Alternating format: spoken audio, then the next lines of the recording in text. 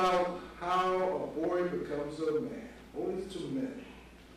And it seems to me that that's a worthy discussion because it's a timely discussion, particularly in America and in Africa and in the Middle East, because boys become men every day, but sometimes they don't become good men. They don't become the type of men that society can benefit from. Many times they're lost in the process because the process, the deep dark secrets of transforming yourself or being transformed from a teenager to a young adult male, fully accepted into the tribe, whatever your tribe, is mysterious at best. And you often need leadership, guidance to get there. And so tonight we're just kind of chatting about what is the rite of passage from maleness, young maleness, to adult maleness, fully accepted into the tribe, fully responsible, able to enjoy all the rights and privileges, as they used to say in college, appertaining thereto. And how do you get there? And we were talking about some other cultures because there are cultures who have a more structured and identifiable process than we do here in the United States of America.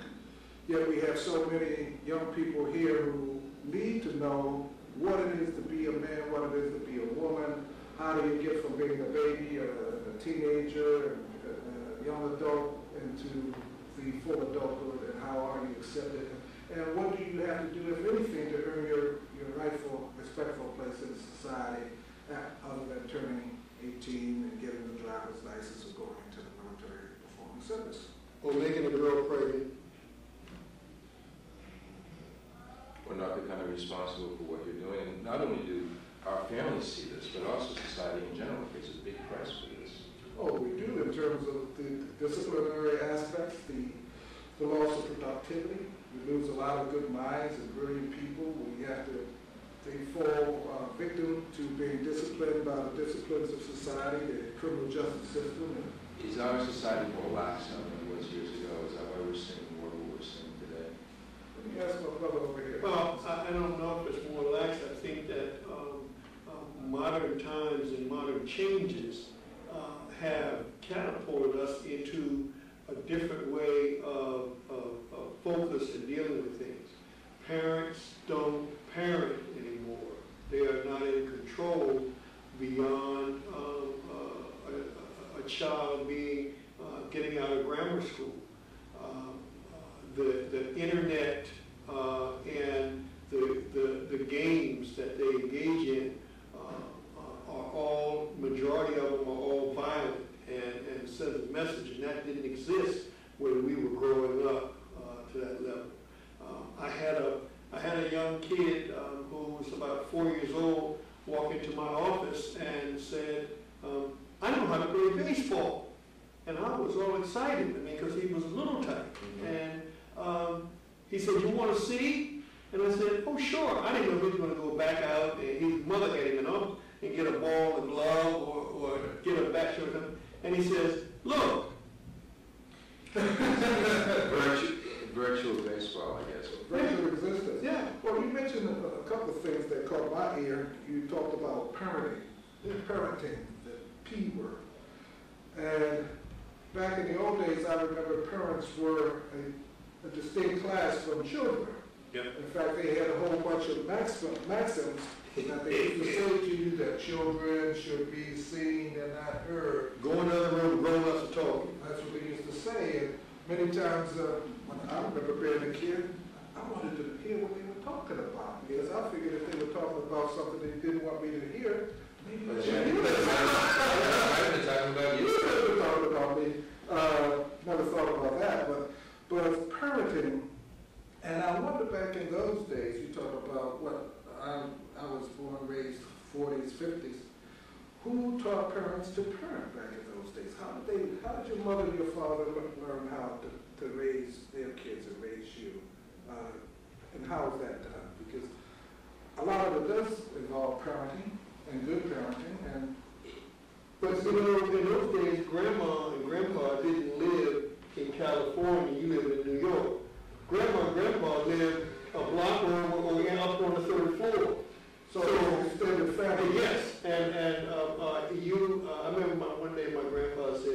wanted to go over Redmond Street and play with those boys over there by the project. And my mother said, well, if you finish your pen and paper and stuff, you can go there for a little while. Now my grandfather told me I wasn't allowed over on Redmond Street. So he's sitting down on the front steps. But when I got to the door, he said, I don't care what your mom said. I got the last word here. He vetoed. Vetoed. Because he was concerned about me getting to a rite of passage age. And over there on Redmond Street was a sure stopper for that, because boys were dying over there. Now let me ask you a question. Did your grandfather, in your memory, have to defer to your grandfather? No. Did he have to ask her? Did he have a fight with her about who? No. If grandfather said something, or grandma said something, nobody rose above that. That was the law. That was the law. That was respect for elders. Respectful. And you, as a young person, did you ever question why?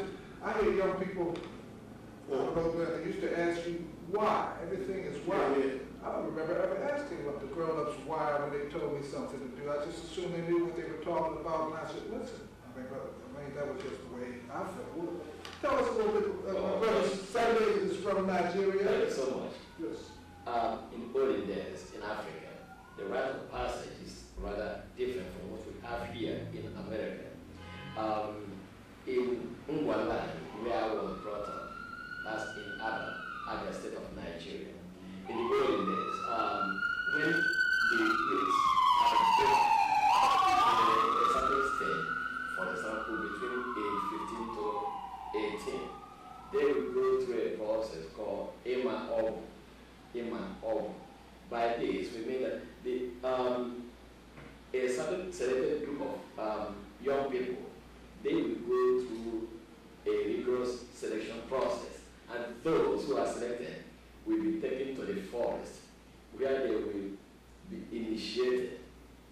They will be in the forest for a certain period of time, many market days. You see, in Igbo land, market week is rather as 4 days. We have a K-Ori and Afo. These are the 4 markets.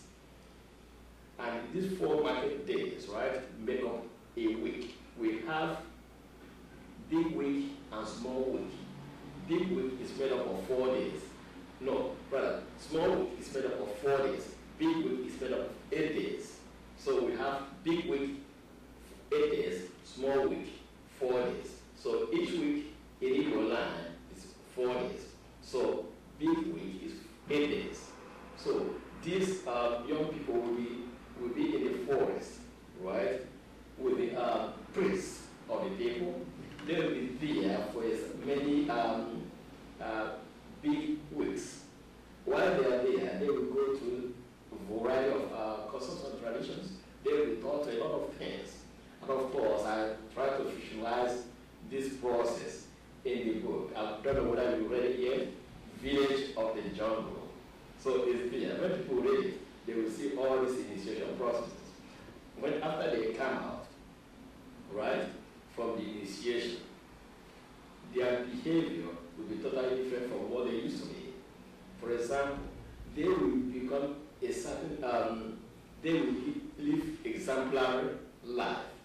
For example, if there are some widows, elder people in the village, right, these youths who have gone through the initiation process will go to the fresh waters for the elders. If there are some elderly ones who need some help, right, for example, if they need some firewood, the youths who have gone through the process of initiation will go to the bush, cut some firewood, and bring it to every elder who needs some firewood. They will live their lives in such a way that they will be good example for those who are growing up. There was a transformation. Yes. Can I ask you now, I know a lot of the content of this initiation process is probably sacred or obscure and not ready for being revealed on camera, but I'm just wondering, you talk about that T word, transforming, and transforming is such a wonderful, mysterious process. Can you give us any idea of what it is that starts this change, that's changed inside of these young people when they're coming into the forest, being educated in the customs and traditions, what goes on inside of them, what they told, what do they see, what do they experience that causes this change, this transformation to occur with them, and they come out as brand new, different people. What's going on? Why they are in the forest, right? There's a huge cave in the forest, right? It's a sacred cave. The youth will go through that, will enter into that very cave. I wrote about it in the Village of the Jungle. While they are there, they will be taught a lot of things. They will have a special communication with the spirits of their forefathers. These spirits, right? They will talk. In the middle of night, right? Around 2 a.m., when the spirits communicate with the spirit of their forefathers, the spirit will talk in nasal voices. The spirits, remember they are plural because there are many. They will speak in nasal voices, and their voice will be so loud that people far away, half a mile away from the sacred forest, we hear their voices. When I was a little kid, right, in late 60s, before the war started, no, while the war was going on, that was when they had the last initiation, right? We hear the voices. The elders in our company say, wake up, all children wake up. Now there's something that's going to happen.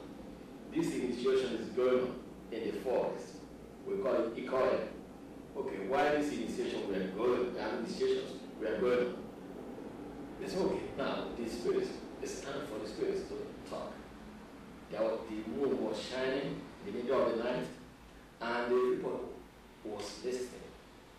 You hear the loud and shrill voice of these spirits. I did hear them. I was a little kid then, but I heard them too. Though I didn't see them, nobody saw them because they were spirits, right?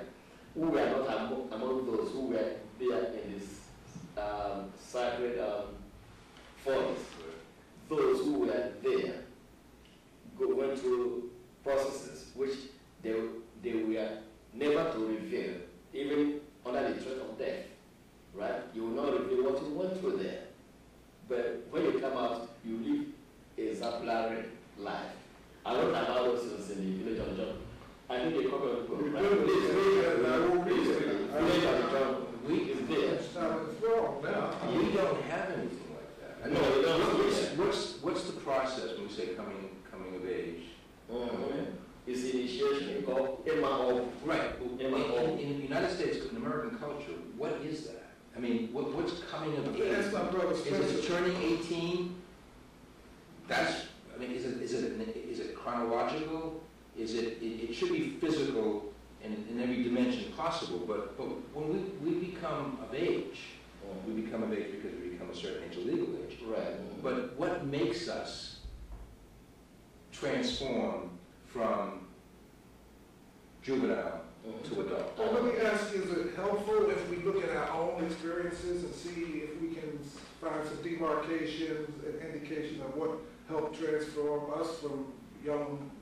I think when I graduated from high school and I realized when I was 18 and I got my first full-time job, I had somewhat of responsibility and I felt good about that. That was a rite of transformation for me. 18 was the legal age, of course, Right. but it was also, I was employed, and I felt that carried a certain weight on its own. And that was something that meant something to me, that it was sort of like a rite of passage. So John, you say you were employed. Did that mean that you began to assume a certain responsibility for your own welfare, earning your own money? And Right, exactly. And in my upkeep, and even though I was at home, of course, I was still working, and then I went to school at night. I went to college at night. So I felt that at this point, if I were going to do something, when I was 18 years old, and I was a legal adult, it would be up to me to do it. I no longer had somebody who was legally responsible for me saying, well, you're going to do this, you're going to do that. Now, for some people, I think it's marriage. The moment you get married, because people are getting married later and later now, and because they get married, they definitely assume a very severe responsibility when that happens, because you're responsible for two people at that point, right? For a whole different. John, I hear you talk about some internal change in you, which shifted the responsibility from the other, your parents, Right. to you, your personal responsibility. What was that shift? Do you remember I that shift? I don't really remember that. Perhaps because I became 18 years old and I felt because I was 18 years old I was a legal adult. But you get your first full-time job and you're happy to have that. You want to keep that, and that happened with me. And that comes with a lot. In other words, you do what you want, within reason. You don't have to check in with your parents when you come. No. When I say do what you want, when you do what you want is you have money to go somewhere. You have, if you wanted to buy a car, you could. If you wanted to travel, you could. And it's not necessarily anything with parents. You were still responsible for those groups you lived in. Of course. But you felt like you were earning your own upkeep at this point because you're 18 years old. But I think that the age 18 carries a lot psychologically too. Well, you were able to make choices that you were not able to make when you were 10 or 11. Exactly. 12 or whatever. And I was a legal adult because I would have been treated as a legal adult by society, by the sense of the word. Right. So society, by its structure and acceptance of you at that age group and giving you the benefits that automatically came with the age, that reinforced your sense of transition from the other to your own personal responsibility. See, now we don't have anything as severe as an initiation, right? I mean, we have that in college, but that's a collegiate thing. That's something that many tribes go through universally, and also, I guess, in many places. That seems like a strong transformation. I mean, that's what you said. It changes people. Oh, yes, and it's not age. It's just something happens. Over a matter of days, that's almost unbelievable. But the thing that I think, listening to what you're saying, is that it's not the instantaneous thing that happens over the 4 days or the 8 days. It happens over, I guess, a time period, because at 10 you're able to go around to the next block and play. At 12 you can go 5 blocks over and play. At 16 you get on the bus and go across town to see your friend. And not check in. And by 18 you're out all night. You're working. I mean, so there's this whole thing that happens because of your age and experience and what your parents do to our current. That's so one of the problems that we're having now, one of the problems that society is having, is that you drive around at 12, 1 o'clock at night, and you see kids 14, 15 years old walking the streets.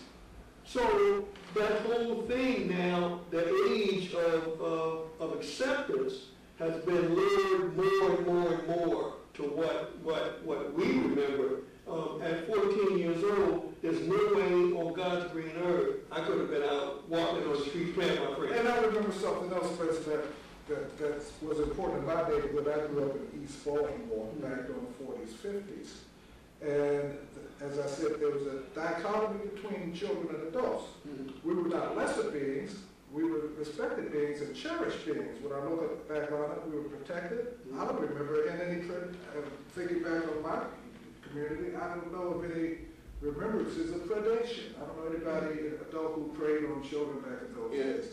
But in my neighborhood, you could go from 1400 block Barn Street, where I grew up, you could go up to Caroline Street or down to Oliver Street, and any adult down there could tell you what you ought to do and right from wrong, and if you didn't obey, they come back around to 1439 Bond Street and tell your mama and your father, and there will be some accountability because you didn't listen to that other adult. And I'm assuming too that the adults always told you the right thing to do. We didn't have an awful lot of perverse type of things we have now, where people trying to take advantage of innocence and youth. But I remember you had to show respect. You get on the bus driver tell you whatever, move to the back of the bus. There was no sass in the bus driver at all. I mean, you can't, parents, and as I understand it, parents go in to the schools, the ones that do go in. I mean, that's a whole other issue, getting parents to participate in the process. That's number one. And secondly, when they do come, they're coming there to defend their child. Right or wrong. My Johnny didn't do that. And how dare you and all of that. So that whole process has changed. The teachers cared about you getting an education. Nowadays, I don't know that that's necessarily as strong as it was when we were growing up. Well, I was the youngest of five, and when I got into the educational school system in East Baltimore, there were siblings who had already preceded me, and they had reputations, which, thank God, were sterling. So the teacher would say, well, I taught your sister, I taught your brother. And that would put you automatically on a track to... You know, and I was to follow up on what you just said and what Sonny had said. Your tribal members expected that. Those kids that were being initiated, they expected that. They were sort of being conditioned, perhaps. But they expected, and they knew what society expected of them. Yes. And I think that was true here, too. In our society for a long time, too, like expectations. Like what you said, expectations with the schools. But maybe those expectations aren't so realistic anymore. Maybe that's what we see what we do. And I think you're absolutely right. Go back to the basics. They don't exist. Well, you know, it's almost like a broken teacup. When it's broken, It's broken. it's broken. Yes. And that's, I don't want to say that that we throw our hands up, but it is a reality that anymore the whole rule bucket has changed. So what parents, what elders, what community leaders need to do is to figure out, okay, it's not going to work like it used to work. They have to come up with a new plan that, as a change agent, they can get in and affect the change with the younger part of our environment that works. You can't, I dare say, you can't find a household pretty much today where a mother or father can tell a 16-year-old or 17-year-old what to do. They pretty much operate on their own. Well, that's true, but my father had a very simple rule. And I guess he got it from his father, because he said he grew up, my father's father was Cherokee, his mother was Irish. Father had 12 kids by the Irish lady. My father was the oldest boy. My father was very bright and intelligent and rebellious. He got to that point of 15, 16, and he and the old man, Spencer Wood, would clash. And my pa tells that the old man told him to get out of the road down in Virginia and go up it or down the road. Either way he wanted, but it couldn't stay with him because my father was not subject to the rules of the house. So my father left home at age 16 and came up to Ohio, he tells it, because he didn't want to be subject to authority. And that's the other thing is that, you know, we have a real clash with authority, and authority is in our culture, because of a lot of deception and a lot of other things that have happened, we don't respect authority. But you can't have an orderly society without having authority. There has to be someone who leads, there has to be someone who follows, there has to be team members, there have to be people who, and there has to be redress for and checks and balances on authority. You can't have authority without checks and balances because that borders on tyranny. Well, the federal government has figured out one way to deal with the rising issues of our society. And by third grade, they have got you on track that if your grades and behavior are not acceptable at par level, they have a plan where by the time you're 18, there's a bed for you in the correctional institution. They have a plan. So if you haven't noticed, we've got restrictions on everything, or not being enough of everything we need, except for beds in prison. Well, let me ask you a question. What society can you have, and we're all an aging society, all of us are getting older and older, and there are less workers to support us as we get older and older. What society can long maintain itself if you have a substantial part of your population incarcerated, not productive, and you're holding them like animals in cages? And And that is what you do. You remove them, you've got to take care of them, and they're not functional. I like to call them broken machines. They are broken machines. And they come out, and you know what they do? They infect the other kids who are out there just trying to go through the transformation of becoming up there. Right? And the young ones who are looking to examples, they look at you, they look at me, they look at you. We're squares because of the fact that we subscribe to the old 3 R's, reading, writing, and arithmetic. And we believe that you have to have an orderly society and an education and an avocation and vocation, and you have to be productive, and you have to obey the law, and you have to be responsible to each other, to your environment, to the planet and that you live on. It's got to be, everything you do has to be in harmony with the planet and with your creation and creator, and all this sort of thing. But when I stop and think about it, I think an awful lot of this should be, or in my case was, inculcated by the time we were good in potty training. By the time we were 5, I think there used to be a book that everything I needed to know I learned by the time I was in kindergarten. Thank you. No, thank you. May I please excuse me? All these things which are we call civil interaction and the orders of a civilized society. And you get that at the home. And that all came from the home. And I'm saying that the home does not provide that baseline that it used to. I mean, the kids are never home. They're out on the street. A case in point in terms of how their impression by the negative is that the guys who go and get incarcerated, they make them pull their pants down so they can't run in jail. Well, they're here and now all the boys in the neighborhood are wearing their pants down. Well, let me ask you something. When did America become a culture or a society where the and I'm talking literary now, you're a literary man, a writer, a prolific writer, visiting, studying, operating on Amazon, and look at all his wonderful works he's written. When did the anti-hero become supplant and replace the hero in our dialogue, our social dialogue? Well, I think that from a literary standpoint, I think that the anti-hero has always been attractive and romantic in the literary standpoint, literary perspective, not the realism perspective. I mean, psychosis is not knowing reality from non-reality.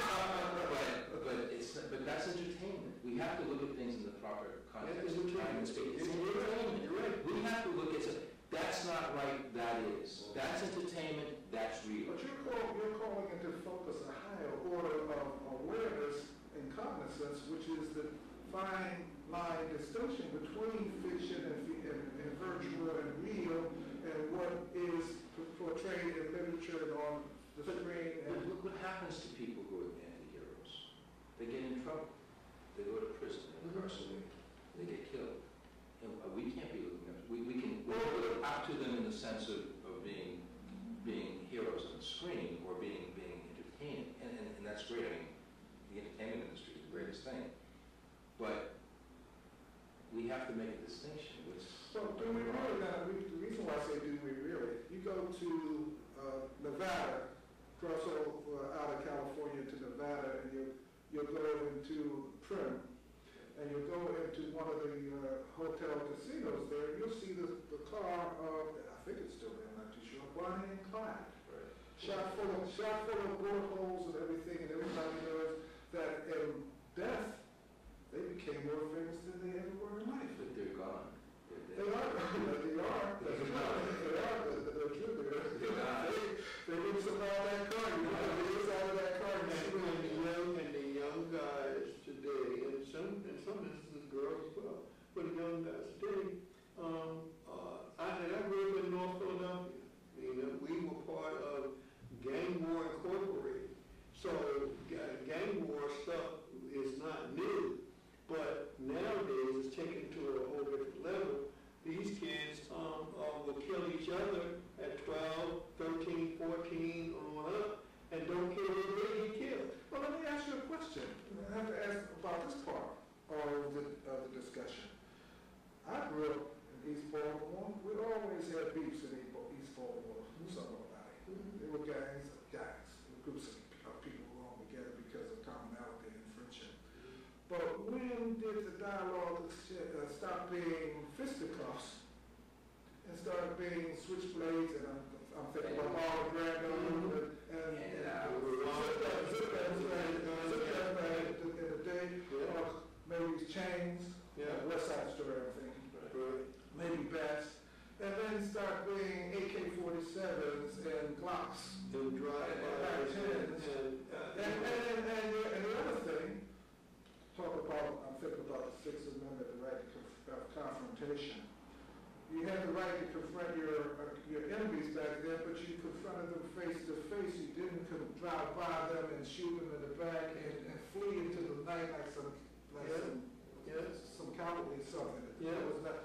And there were rules to the game too. One of the rules of the engagement, as I recall, when you were fighting in the streets, is that when a guy said uncle, when he broke it off, you broke it off. You didn't escalate. You didn't explode or escalate into. So you tap out. Surrender flag. Surrender flag. No, those rules of engagement are not alive and well anymore. Kids riding up on a bicycle to a crowded intersection and whipping out a Glock and taking out 2 or 3 people from a different gang and riding away on a bicycle. At first it's humorous because it's on a bicycle, but guess what? I mean, the person's dead. Yeah, the person's dead. I mean, and you kill them and they kill you and you kill them, and that's how the whole thing plays out. And the way in which we had older people who would come and talk to groups of gangs and teenagers and whatever, and there was some listening going on. And so listening, that's important. Right. And nowadays, I don't know if there is listening going on. I think that, and I hate to use the word hardcore, but there's a permanence that is ingrained in these young people, that the schools have a dropout rate that is uncontrolled. They have kids that don't even go to class and they just promote them through to get them out of the school. The ability for them to pass the MCATs and the rest of those tests are pathetic. And this is not every kid, but it's a majority of our young people who fall into those buckets. So for us to walk around thinking that it don't exist is sort of worse than naive, because it does. And if a young guy goes through the system, can't pass and get a GED, his chances of getting a job are slim and next to none. He can't even get into the military, because now we have a volunteer military where they want to accept the caliber of here. That used to be out for a lot. There is no real gangs where they can go and get jobs and go to work. Physical labor. Yeah, physical labor, and they don't want parts of that. So, and I'm not trying to focus on the gloom and doom, but those are realities. And this drive-by shooting stuff and the gangs and the girls, and even the girls are out there fighting in the middle of the street, right? Worse than the guys. Yeah. So, and getting pregnant, and that's a badge of honor, daddy's baby and all that stuff, right? I mean, these little girls got 2 and 3 babies. And proud of it, is my point. It used to be pushed away, you go to your aunt in Cleveland or whatever. Or aunt would adopt a child. Yeah, and you never know who the real mother was, because they don't come back and go to school or whatever, But that kind of stuff now, I mean, you see these 13, 14, 15-year-old girls walking around pregnant and pushing a baby there. I'm gonna raise something that's troubled me for a long, long time, and that is the absence of the S word. Shame. It used to be sin. It used to be sin, and with sin there was shame, and somehow or another along the way in America, we have lost healthy shame. People who do say anything, whatever, they're not ashamed of their behavior. They will The other thing is, that goes along with shame is, this is kind of spiritual repentance, because of the fact that we're supposed to be a Judeo-Christian Islamic society where wrongs are certain times of year. I know Judaism, you have repentance, you have atonement, and you're supposed to make bad things good that you have done. But it comes from a change of heart, a turning away from what you did wrong towards what you should have done, and asking of forgiveness. Now, when's the last time somebody's ever said to you that they were sorry, or forgive me, or I made a mistake in America? We're talking about shame. It doesn't bother them that they may have wronged you. It doesn't bother you. And so the stigma is been erased. It's erased. The stigma has been erased. It's erased. There's no shame. There's no and blame. when I said sin, when I said it used to be a sin, I meant it used to be perceived as a sin. Perceived as a sin. And we still, many of us still think it's wrong, and it's just not practical either. Well, let me ask you a question. I remember when I was young and in college, they came up with a term called cultural relativism. That it's not really a sin, it's not really wrong. You determine what's right and wrong. Based on what's going on now, just go with the flow, pretty much. Go with the flow. I mean, how do you feel about that? Well, it's a teenage pregnancy. I mean, and the music industry came out with a zillion records that covered that, right? And I was in the music industry, and you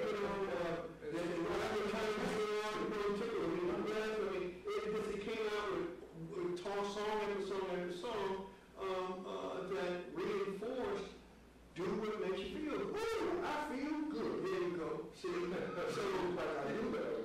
And the thing that we now sit here and look out and see what reality is.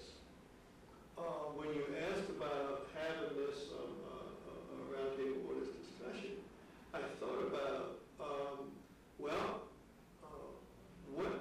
what is going to happen as a result of us laying out what everybody knows. This is not a secret. Okay, you live in Beverly Hills, you live in the Hamptons, you live in the Bronx, or the back streets of North Philly, or Roxbury. It exists, right? So, and I'm sure that if I'm a parent of a 10 or 12-year-old right now, I'm at my wit's end, because the control is out of your hands, and if it is in your hands are full of grease. So any minute, you'll know you're going to lose it. So let me ask you a question. When you use the C-word control word, there used to be a whole period of time where a parent or the parents had control, so to speak, in terms of the value system and the input into the child, in terms of what the child should be exposed to, should inculcate into their world and their value system, and you had some sort of monitoring and parental guidance on that. Seems to me from the time you were talking about your 4-year-old playing virtual baseball, and that someone else had provided the content. Most times parents don't even know what the content is. You buy those things, you don't know what. I sat in a house out in Worcester County with a friend, opening with a computer system. The boy was watching a video game. And the video game was on a big screen. And they were calling women all types of things, and everything that moved, they were shooting and blasting. And they didn't sit. So I asked this young person who was 15 years old, because I was getting really agitated by the violence and the extreme profanity and the disrespect of everything living. And I said, well, how do you feel about it? You're playing this video game, you're watching this, you spent your money for this. Does this have any impact on how you treat other people in the real world? No, you're right. But if that boy were older, like he should have been to buy that video, because I'm sure it had a rating with it, he might have been a little more discerning and saying, well, this is just entertainment or anything. But like when you're a very young boy, 12, 13, 14, 15, and you see all of this, it does make an impact. Acting out about what you see, right? This kid told me that it did not bother him because he, at 15, was able to distinguish between the virtual and the real. Yet 4 years later, this kid was accused of a violent act and all. Well, subconsciously,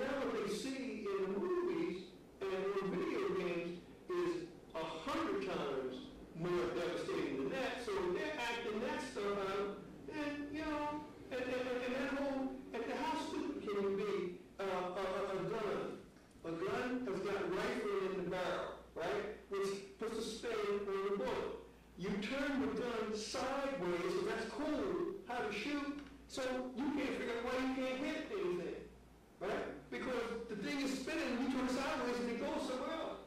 So that's why you need now a clip that has 15 shots in it instead of 6, right? That's another part of the decision, the discussion that we need to have too, and that is about,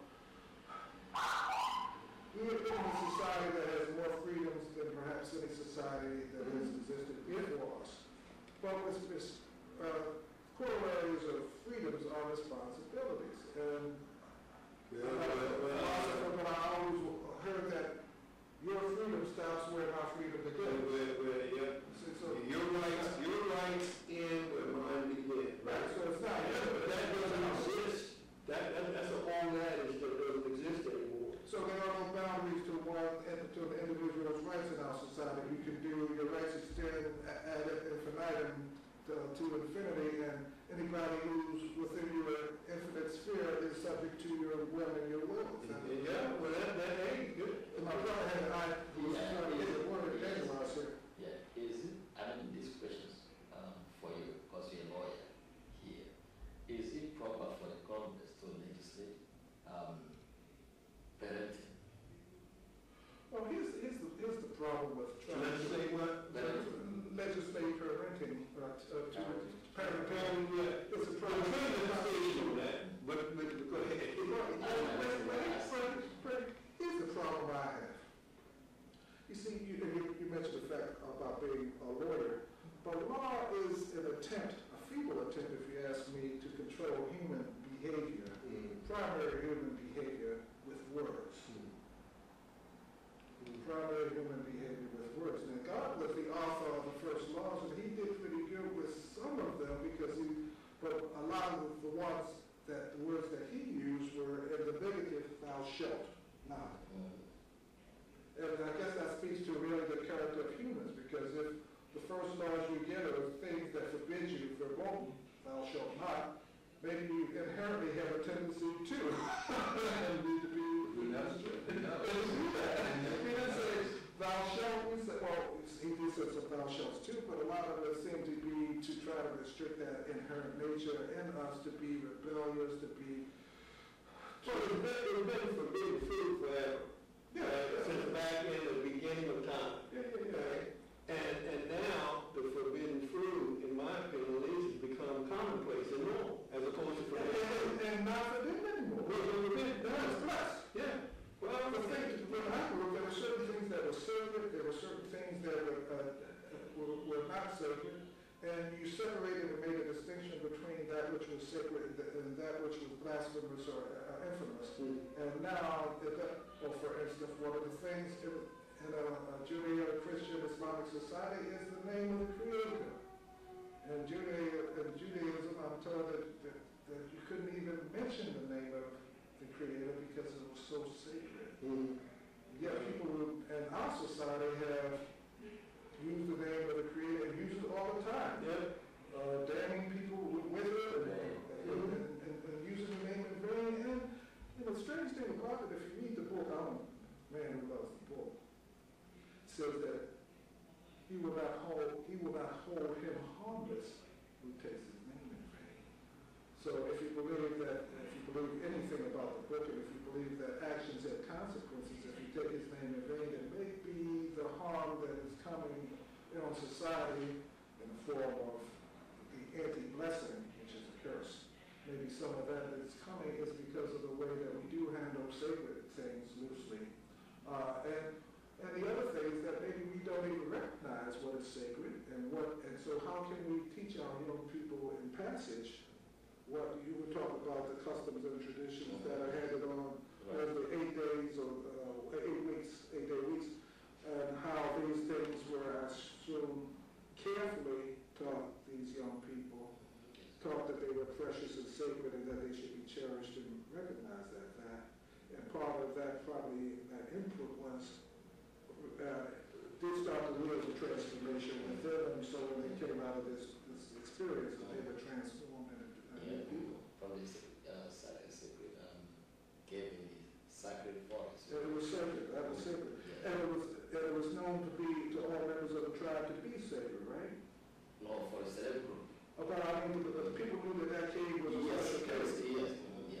the outlaws and the people who were outlaws, they knew that that kid was sacred. Those who did not go into that very process of it will not even see this. The reason that it exists. Yes. Okay. So They will hear about it, but they don't know where it's located. because they were so far removed from the Savior, they were not even allowed to understand where it was located. Well, what is the condition there now? Does the same process have the same effect? No. Even that very forest has been cut down. They don't do it anymore.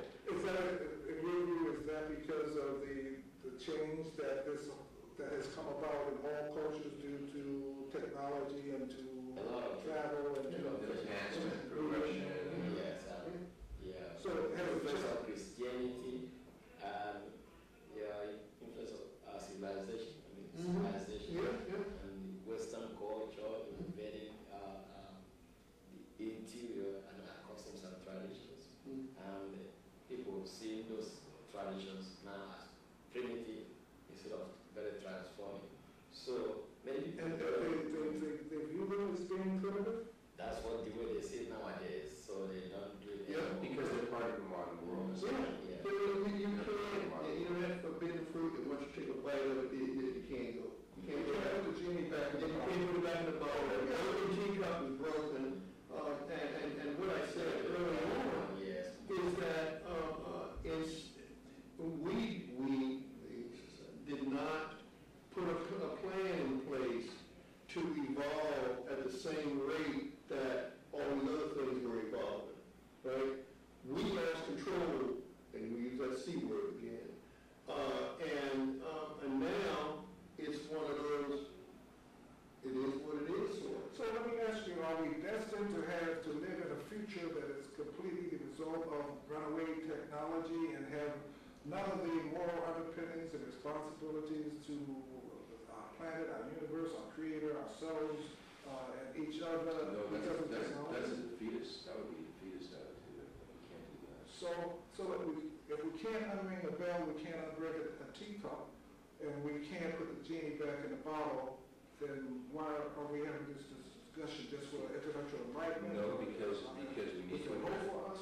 Because we have a country of 300 million people, 310 million people by the last U.S. federal census. And we have a country of 300 plus million people. We have a lot of young people too.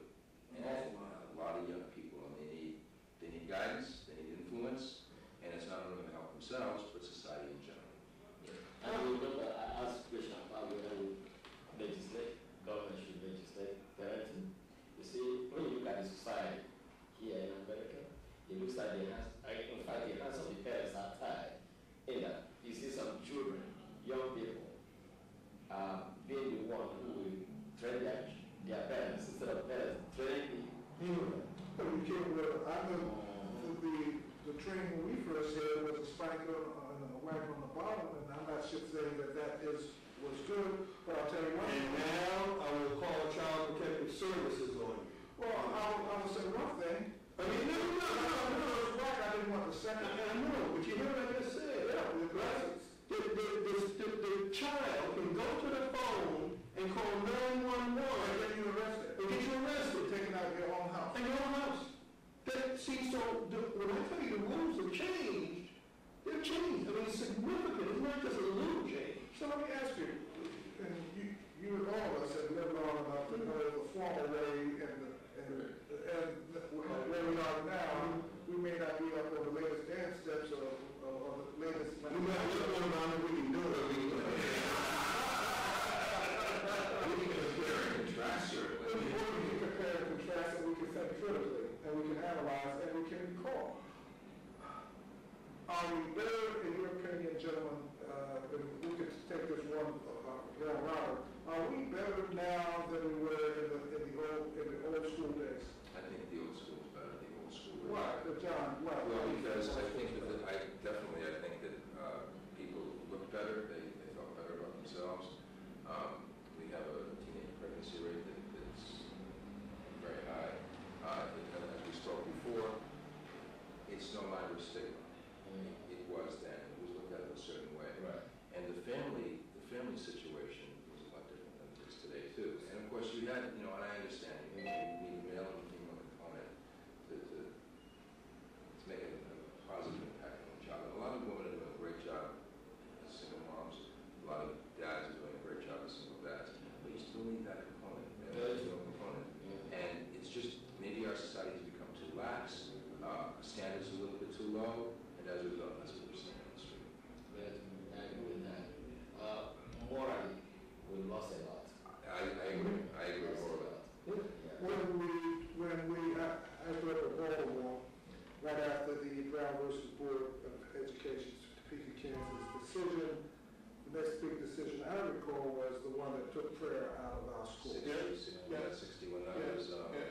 Yeah. Madeline Murray over Oh, there. And now, you know, there are 57% of the students in school are from single parent families. Which is sad. And growing, 57%. I mean, so, and they look at a kid who comes in with a mother and a father as weird. Because it's not common. Yeah. So, you know, the whole thing of marriage, the whole thing of the family core and the values. So when I say broken, I'm not an alarmist trying to say with me, I don't know what we're going to do. But my point is that there's some realities that we need to address. And more laws means more police.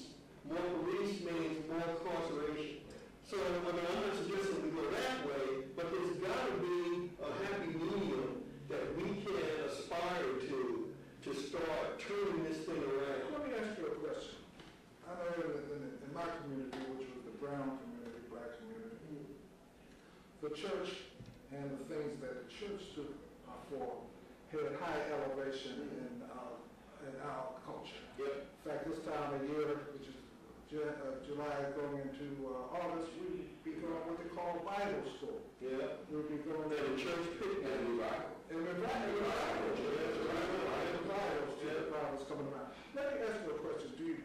We're talking about the rite of passage or the lack of rite of passage, or whether or not we need a more structured and formalized rite of passage in America today to help us redeem and save a lot of our young people from making bad choices. And we know America's a nation full of choices, but a lot of those choices don't end up being the best choices. So what do you think that our takeaway should be? Should we be looking to the churches? Should we be looking to the government to tell us how to parent something outside of us? Should we be meditating? This is the month of Ramadan right now. Should we be meditating on our values and looking for the answers inside of ourselves, or in our sacred books, or in our literature, or in entertainment, or in sports, or in personalities, or in history? Where should we look for the answers to help us decide whether or not we need a more formalized rite of passage? Spencer. I don't even know how to answer that. That one filled up my brain and my heart. I think that a coming together like this starts a process. And I think out of it that the academians, the government obviously, and the social organizations on a common thread can positively impact where this has gone and make some good corrections. I do think that it has gone so far in one direction that I don't know if it's going to get back to where you were sort of describing, but I think we can get it better. I think as long as you are positively progressing, it works. So I think that's what we ought to be striving to do. And each one of us in our own enclave have got to move forward to make that impression and to do something about it. So do you think it's possible for us to go back to our future? Yes, But I think so. I think America I don't want to say that America has come and gone from its golden age.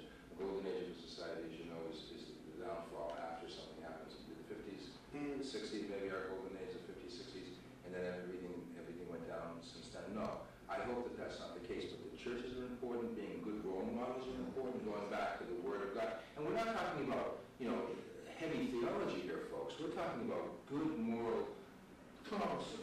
Yeah, I mean, the Ten Commandments, you can't get more basic than that. Yeah. That's what all society's laws are based on, the Christian principles. How much more basic can you get than that? Good role models, and it is wrong to be pregnant at 12 and 13 years old. We're not living in a society where it's important for that any longer. It's not practical in our society anymore.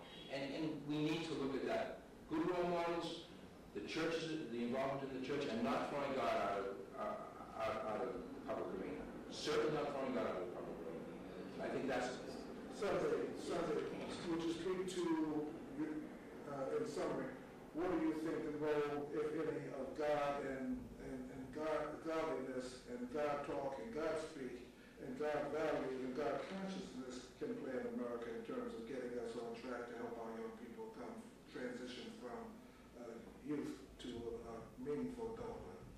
You see, God, thank you so much for the question. God gave human beings certain rules. Once we follow those rules, right, things will go well with us. But once we refuse to follow his guidelines, things will not go well. They just won't operate. I feel the same. So God made a family, right? A man and a woman. And if they happen to be blessed with children, God also gives some guidelines on how to bring up these children. Then once you see, I asked the question whether the parenting should be legislated. This is why I asked it. Because once the government starts to interfere a lot in parenting process, they start to fall apart. That's exactly what's happening. If you look at the society, right, the hands of parents are tied. And God also gave the rule, particular rules. He said that man should be the head of the family. It's like, here is a head, here is a neck. The head is the man, the neck is the woman. They work like symbiosis. I mean, they mutually work together for the mutual benefit of the whole family. But once the women start to reverse the role, they say, oh, I make more money, therefore I'll be the one in charge. God said, no. Man is in charge. Jesus. When God created man, he created man first. Then he created woman as a helpmate. Not as the leader, but as a helpmate. So, not that the man will run over the woman, rather, they work as a unit. As a team. As a team. Right? They are symbiotes. They work together for the overall goal of the family. So that the man will be the one leading. Right? God gave the man that very man. But the leadership that the man leads with has to come from his creator. Yes. And to be in harmony with the leadership. Well, I think we've had a lively discussion. I think we should have a whole lot more. Pretty much on the same. Yes, we created a pretty long action out of this. If I can add one thing, you see, in Africa, right, our elders told us that if a family is united in love, then the whole clan will also be united in love. Then it will expand to the whole village. Being united in love, then it will continue from the village to the whole community. Then from the community, we have up to a town. Then from the town, we have up to a state. Then from the state, we have our unity, being united in love to the whole nation. Then it will expand to the whole continent. Then the whole world will be united in love. Remember, unity started from the core. The core of the family. But if the unity of the family is divided, it will also percolate. It's like a huge stone being thrown from a big airplane, like a boulder, into the middle of Atlantic Ocean. Before you know it, the ripple effect will reach all the continents. Also now, what's happening here in this great society, the core, the glue that bound the nation together, which is the family, has already been broken. You see so many broken families. And it is already happening. The ripple effects happen in so many countries, not just America. If a leader is from a broken family, what do you expect him to do? He is from just one part. He's operating based on 50% of parenting benefit. He's not operating based on the full benefit of mother and father, 50-50. So it's broken, it transforms, it's broken, there's only a broken philosophy. Very true. I want to thank everyone for participating. It's Spencer over here, we had John over here, we had Sunday over here, and Warren Wood. Thank you so much. We have much further dialogue and hope that you'll join us next time for the continuing. Thank you for getting us together.